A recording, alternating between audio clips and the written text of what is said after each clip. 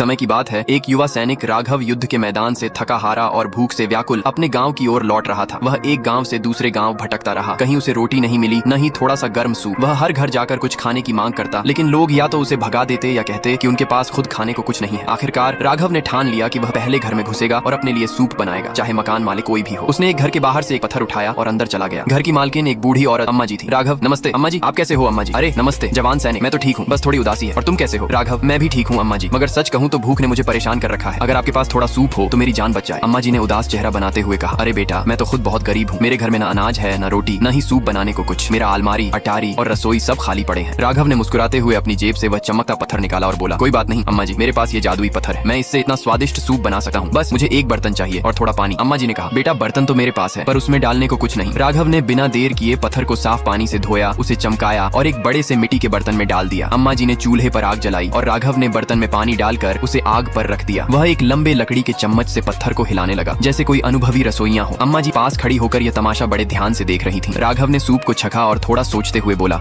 Soup तो अच्छा बन रहा है, मगर अगर इसमें थोड़ा सा नमक डाल दें तो स्वाद और निखर जाएगा। अम्मा जी रसोई से एक चुटकी नमक ले आई। राघव ने नमक डाला, सूप को अच्छे से हिलाया और फिर छक्कर बोला, वाह, अब तो बात बन रही है। लेकिन अम्मा जी, अगर इसमें एक चम्मच घी या तेल डाल दें तो ये सूप और लाजवाब हो जाएगा। उन्होंने एक चम्मच गाय का शुद्ध घी लाकर सूप में डाल दिया। राघव ने उसे अच्छे से मिलाया और फिर छक्कर बोला, अम्मा जी, मैं तो हमेशा से पत्थर का सूप बनाता हूँ, मगर जानती हैं, अगर इसमें एक टुकड़ा सॉसेज डाल दिया जाए तो इसका स्वाद ऐसा हो जाता है कि राजा महाराजा भी चटकारे लेने लगे। अम्मा जी रसोई से 2 टुकड़े सॉसेज ले आई। राघव ने दोनों टुकड़े सूप में डाल दिए और बोला, एक आपके लिए, एक मेरे लिए। अब तो सूप में जान आ जाएगी। सूप की खुशबू अब पूरे घर में फैलने लगी थी। राघव ने फिर सूप छका और कहा, अम्मा जी, अगर इसमें कुछ आलू और ताजी सब्जियां डाल दें तो ये सूप किसी दावत से कम नहीं होगा। अम्मा जी बाहर गईं और ताजे आलू, गाजर और कुछ हरी सब्जियां ले आईं। दोनों ने मिलकर उन्हें साफ किया, काटा और सूप में डाल दिया। अब सूप का रंग और खुशबू ऐसी थी कि मुंह में पानी आ जाए। राघव ने सूप छका और अम्मा जी से कहा, तुम भी चखो, ये बहुत स्वादिष्ट है। अम्मा जी ने डरते डरते एक चम्मच सूप छका और उनकी आंखें आश्चर्य से फैल गईं और हैरान होकर बोली, अरे बाप रे, ये तो इतना स्वादिष्ट है कि मैंने पहले कभी ऐसा सूप नहीं खाया। फिर राघव ने कहा, थोड़े चावल मिल जाए तो और अच्छा होगा। अम्मा जी ने चावल भी लाकर सूप में डाल दिए। अब सूप पूरी तरह तैयार था। राघव ने अम्मा जी और अपने लिए एक एक कटोरी सूप निकाला और दोनों ने बड़े चाव से खाया। सूप की हर चुस्की में स्वाद का जादू था। अम्मा जी बार बार आश्चर्य से सैनिक को देख रही थीं। खाना खाने के बाद जब दोनों तृप्त हो चुके, अम्मा जी ने कहा, बेटा, ये पत्थर तो वाकई जादुई है, इसे मुझे बेच दो। मेरे पास अक्सर खाने को कुछ नहीं होता, मगर इस पत्थर से मैं जब चाहूँ सूप बना सकती हूँ। राघव ने थोड़ा सोचने का नाटक किया और फिर बोला, ठीक है अम्मा जी, ये जादुई पत्थर मैं आपको 100 फ्लोरिन में दे सकता हूँ। अम्मा जी ने बिना देर किए अपनी गठरी से 100 फ्लोरिन निकाले और पत्थर को एक साफ कपड़े में लपेट कर रख लिया ताकि वह जब चाहे सूप बना सके। राघव ने पैसे जेब में डाले, अम्मा जी को धन्यवाद दिया और खुशी खुशी वहाँ से चल दिया। उसकी भूख भी मिट चुकी थी और जेब में 100 फ्लोरिन की चमक थी। वह गुनगुनाता हुआ आगे बढ़ा। रात होने पर वह एक और गांव में रुका, जहाँ उसे दूसरी बूढ़ी औरत मिली। उसे भी पत्थर से सूप बनाने का राज नहीं पता था। राघव ने फिर वही चाल चली। उसने स्वादिष्ट सूप बनाया, पेट भरा